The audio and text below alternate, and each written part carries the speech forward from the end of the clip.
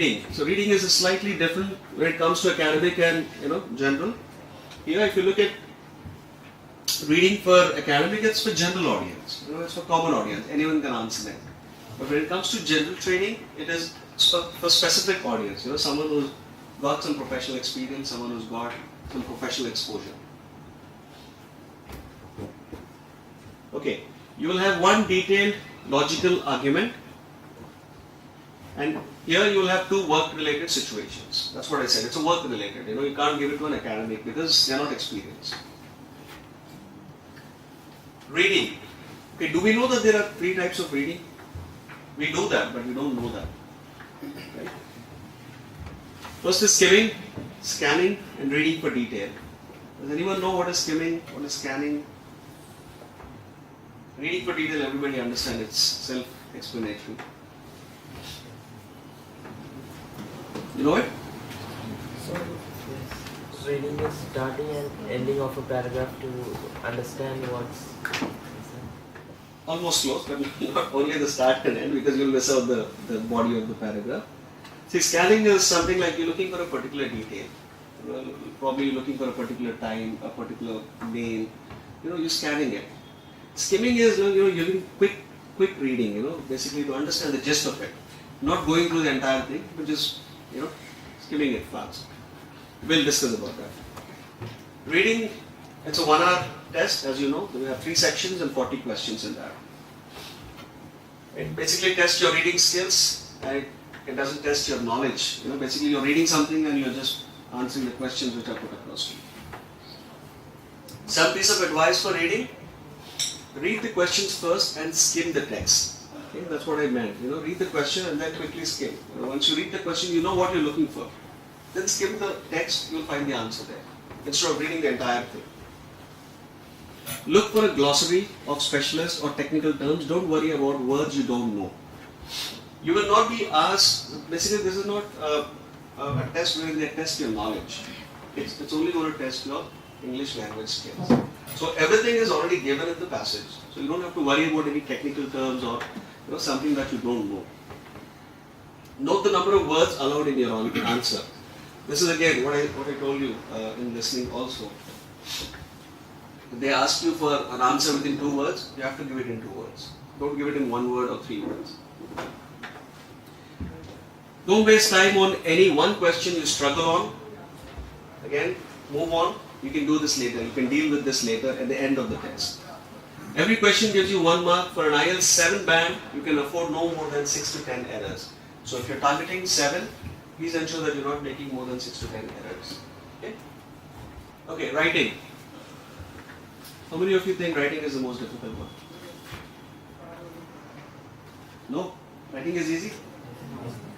Okay, I also feel writing is difficult. Okay, but then it is not that difficult. You just need to know what to do.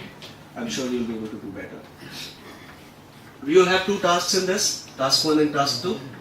Okay, task 1, it's all about summarize information contained in a graph, table, a chart diagram or a pictorial diagram is given to you, and you have to basically explain the details about that particular diagram. So this basically tests how good are you in representing information, okay, in extrapolating the information from a particular diagram or a chart. Task 2 is an essay. They will give you a topic and they'll either ask you to take a point or basically take your view against the particular topic or support the topic. So you have to write supporting the topic or against the topic, whatever your views are. Yes? What is academic and general training? What are the differences in writing or? No, basically general and... Okay, see, academic is, I'm sorry I missed this out. Academic is like, if you're looking for higher education, okay, if you're looking for an admission in university or study abroad, that is when you take academic. Okay, that is basically for students. General training is for someone who's going abroad for a job, got a job abroad, and is trying to settle down abroad. So that's what they have to take the general training, immigration. But for students, it's academic, right? Okay, we move on. Okay, when it comes to general training, writing is different. First, that is task 1, you will have to write a letter. How many are GT candidates here? Do we have any general training candidates? You have GT? Okay, only one. Alright. So, when it comes to writing for GT, task 1, you'll have to write a letter. They'll ask you to write a letter, something like they're building a park, in the community and you're against it, or you're supporting it, and then you have to write, an essay on that, or write a letter on that. And then task 2, write an essay, more personal style. This is again, they'll give you a topic, so you'll have to either support it or go against it.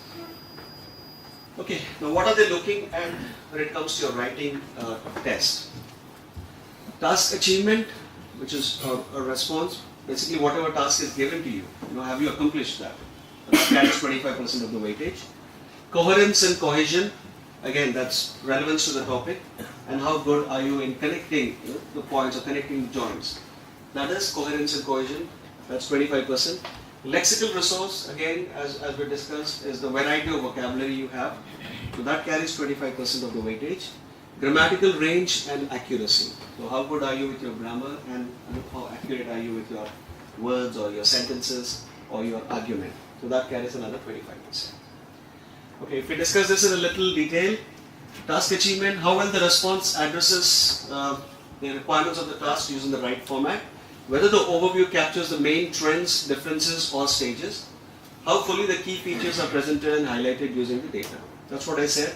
It's all about how good are you presenting the data, and are you capturing the main trends, main differences, main important pivotal points in the graph in your detailed argument or in your detailed essay. Task achievement for general training. How clear the purpose of the letter is, whether the right format is used. Again, format is also important for the letter. And are you clear in your message, in your letter? How consistent and appropriate the tone of the letter is. How fully the bullet points are presented and highlighted. Basically, have you put your point across? Since you're writing the letter, the person who's reading, did they get your point or not, is the main intention of it. Okay. If you look at criterion 2, coherence and cohesion, this assesses the overall clarity and fluency of the response, specifically how well the response organizes information, how skillfully is paragraphing managed.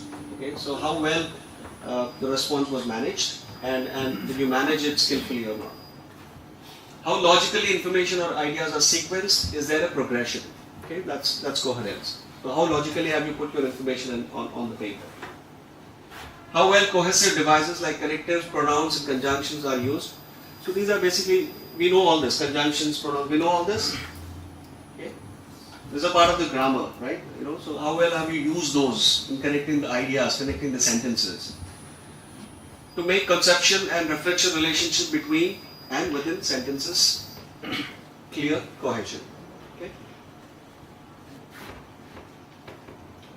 Lexical resource, this assesses the range and accuracy of the vocabulary used. How precisely is your meaning conveyed? Okay, and are less common lexical items used accurately? If you're using something which is rarely used, but if you use it correctly, that gives an advantage to you. Does the response show an awareness of style and collocation? Okay, so how good are you in putting the style of writing and collocation is? Grammatical range and accuracy. This assesses the range and accuracy of the grammatical resource. Okay. Are complex sentence forms used? They're looking for complex sentences also. Okay, so what is a complex sentence? We know? Do we know or not? So, if you combine simple sentences and make a combined statement or a combined sentence, that becomes a complex statement. Okay? Something like, I was in school and I used to love football. I used to play football every weekend.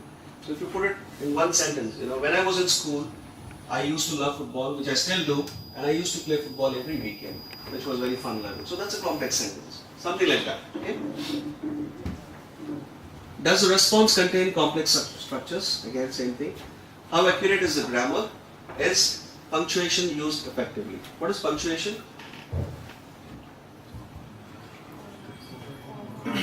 Right. So your full stops, your commas, your exclamation marks, your whatever you use, basically your ands, your pronouns, where are you using the spaces and all that. So that is all about punctuation. Okay, writing task 1, response. This assesses how fully all parts of the task are addressed, whether a clear position is presented throughout the response, whether main ideas are relevant and sufficiently extended and supported, how clear and effective the conclusion is. This is again the same thing which we have reiterated, but we are doing it for task 1 and task 2 separately. So the same thing. If you have any questions, don't put me, rush it through. Okay.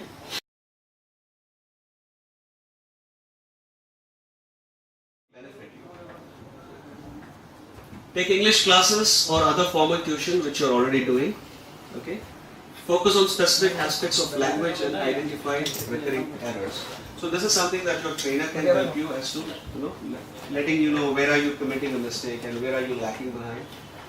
That's when they will actually help you focus on that particular module, and you need to focus on that. Consider an IELTS preparation course and coaching, which is again the same thing. Know how you'll be tested. This is very important. Okay, and that is why we conduct mock tests. This is very, very important because you need to understand the format of the test. How the test runs, how does listening happen, how does reading happen, how does writing happen, and how does speaking happen. You need to face it, do a mock test, and get into that situation. Okay, when you do that, you'll understand, okay, what are the difficulties and what are the things that I need to focus on. One of the important aspects is time management. You have to manage your time, otherwise, though you know the answers, you will not be able to answer it. Okay, so please ensure that you manage your time properly and you practice it well before the test. Practice using reputable IELTS books and websites. Okay. You get a lot of books, you get a lot of material as well online. You have this we have a website IELTS.essentials where you have a lot of mock tests given there, and you can practice it. We also give our study material when you register for the test. So have you seen our version 8 of our study material? So that is by far the best study material ever produced by us. It is tough. It's difficult, but then if you get through that or if you digest that, the exam is a cakewalk for you. So that's the best book we've ever produced so far. Okay. Set the test over and over as a method of improvement. You don't have to do this. If you're prepared, if you do your preparation well, you don't have to set the test over and over. Probably they meant to say mock test. Cram before the test day. Oh, that's good. Okay, so those are the don'ts. So those are the don'ts. So don't set the test over and over as a method of improvement. Prepare yourself before. Okay, prepare yourself very well, so that you'll give a test once and you get through. Okay. Cram before the test date is preparing only before the test date. Don't do that. As I said, it's a time-taking process. So give your due time, give due importance, and then take your time to prepare. Okay, this is something for you, just for information, what happens after the test. The results are released in 13 days, everybody knows it, right? Okay, so on the 13th day, your results are published on the site, and after that, in probably 3 or 4 days, you'll receive your scorecard as well. But you can still check your results, or even on the 13th day on the website, you can check your results. Ask our friendly test center staff to send copies to organizations on your blog. This is test reporting, score reporting. Do we know about score reporting? No? Okay. See, what happens is you are applying for a university, the university asks for your IELTS scores. So how do you report those scores? If you take a Xerox of it and send it, they will not accept it. It has to be done formally. So when you apply for a score reporting, what we do is, we send one copy of your TRF directly from our head office to the university, which is an authenticated code. Because if you send a Xerox, there are a lot of manipulations which happen, so they don't believe it. Okay, so it has to go directly from our test center, which is our Gurgaon office. So for that, you have 3 options. You can report scores for up to 5 universities absolutely free, which is an electronic reporting. But that means we have a common website. Okay, all these universities are already enrolled into our website. What we do is, we just patch up your details to that website. So when they enter your passport number or your candidate number, they'll be able to get the scorecard there. Okay, so that's the electronic reporting. So that can be done for up to 5 universities for free, provided that university is listed in the STDRO list. There is a STDRO list in our website, which is basically the list of universities which are enrolled into our website, in our common interface. Okay, so you have to check that before you apply for the electronic reporting. If it is not listed in the electronic reporting list, then you have two options. One is the regular post, a mail, wherein you send a letter, when you post a letter, something like that. So that is 250 rupees per university. And the other one is courier, which is 1250 per university. But the advantage of taking a courier is you get a tracking ID. So you know where your scorecard is all the time. You can track it. Even if the university says I haven't got it, you can show them the tracking number. This is the tracking number, it's already delivered. This one takes 25 to 30 days, the regular post. This takes around 10 to 12 business days. Some organizations accept electronic copies of TRF. Refer to our website under the download section for STDRO list. That's what I said a while ago. Organizations usually accept results for up to 2 years after the test. Okay, so the test is, what is the validity of the test? 2 years. The test is valid only for 2 years from the test date, not from the result date. I don't have to explain this. These are the 9 bands. Okay, you don't get a pass or fail as a result, but you're gauged as per bands. Okay, so you're gauged from 0 to 9.